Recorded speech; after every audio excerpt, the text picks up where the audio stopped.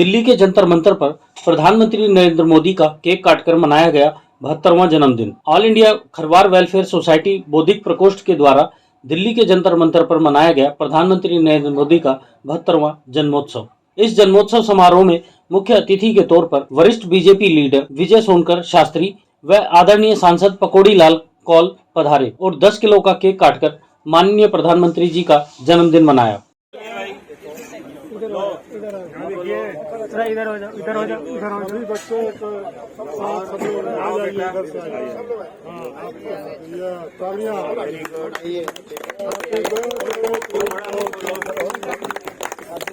छोटा मोदी।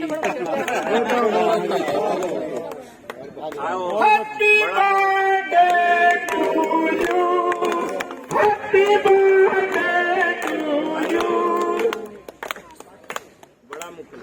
अनुसूचित जनजाति के नेता और पूर्व सांसद विजय सोनकर ने कहा कि आज पीएम मोदी के नेतृत्व में लगातार देश आगे बढ़ रहा है। चलो सर, क्या कहना, all India Kharwar welfare society ने आज जन्मदिन बनाया केक काट के, इसके बारे में क्या कहेंगे प्रधानमंत्री जी का? देखिए, देश के नहीं बल्कि दुनिया के सबसे लोकप्रिय नेता जिनमें न केवल देश बल्कि संसार भरोसा कर रहा है और जिन्होंने ये प्रमाणित भी किया है कि एक प्रधानमंत्री की भूमिका क्या होती है।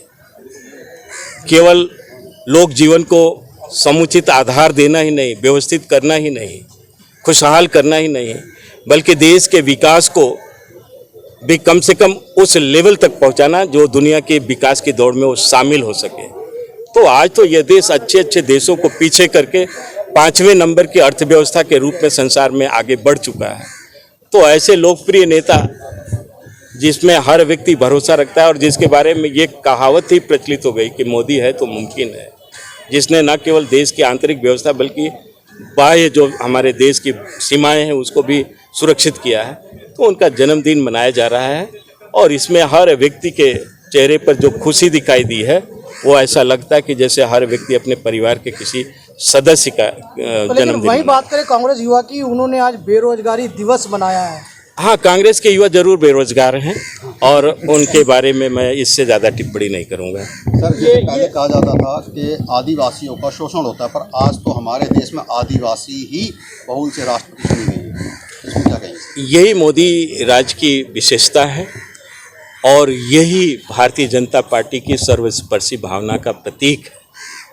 इसलिए मैं इस बात को खुल करके बोल सकता हूँ कि आज भारतीय जनता पार्टी की जो सरकार चल रही है मोदी जी के नेतृत्व में, वो सर्वस्पर्शी है और सबका साथ सबका विकास और सबके विश्वास के साथ चल रही है। ये आपने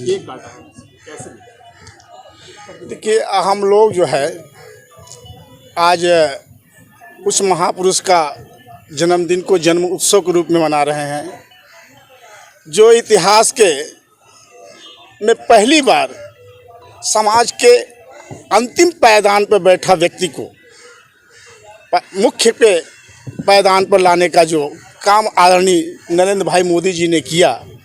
आज अनुसूचित जाति, अनुसूचित जनजाति, ओबीसी, अति पिछड़ा समाज इतना खुश है कि आज जो मूल भारत का जो पहचान है वो हमें आज मूल भारतीय लोगों को मिल रहा है।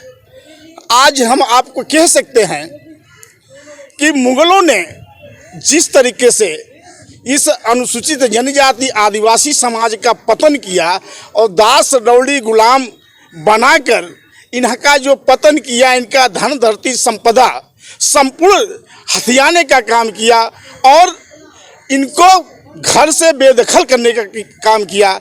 ऐसे में जो अंग्रेज़ों ने 1871 में पहला, 1925 में अंतिम रूप से क्रिमिनल ट्राइब्स एक्ट लगाकर हमारे जनजाति आदिवासी समुदाय को अपराधी घोषित कर दिया और देखते ही गोली मार देने का आदेश जारी कर दिया। सन 1947 में भारत आज़ाद हो गया और सरदार वल्लभ भाई पटेल ने क्रिमिनल ट्राइब्स एक्ट हटाकर डिनोटिफाइड एक्ट लागू किया और हमारे लोगों को जनजाति का दर्जा दिया। लेकिन सन 1950 में सरदार वल्लभ भाई पटेल की मृत्यु हो जाने के बाद यह पूर्व की जो कांग्रेस सरकार थी वो पुनः क्रिमिनल ट्राइब्स के तहत हमारे लोगों को जेलों में बंद कराकर आज़ाद भारत का चुनाव कराया। सोनकर ने कहा कि प्रधानमंत्री नरेंद्र मोदी ने आजादी के बाद इस देश में आदिवासियों को सबसे ज्यादा सम्मान देने का काम किया है। जिस तरीके से भारत में 3 तलाक और धारा 370 को खत्म किया गया, ये पीएम मोदी के दृढ़ संकल्प को दर्शाता है। ब्यूरो रिपोर्ट, राष्ट्रीय सर्च न्यूज, दिल्ली, देश की आवाज। ऐसे ही अपने क्षेत्र व अपने आसपास की खबरों, देश दुनिया की ताजा तरीन सभी खबरों को देखने के लिए देखते रहिए राष्ट्रीय सर्च न्यूज चैनल। खबरों की लेटेस्ट अपडेट पाने के लिए हमारे चैनल को लाइक व सब्सक्राइब करना ना भूलें और कमेंट के द्वारा खबर के प्रति अपनी राय जरूर दें।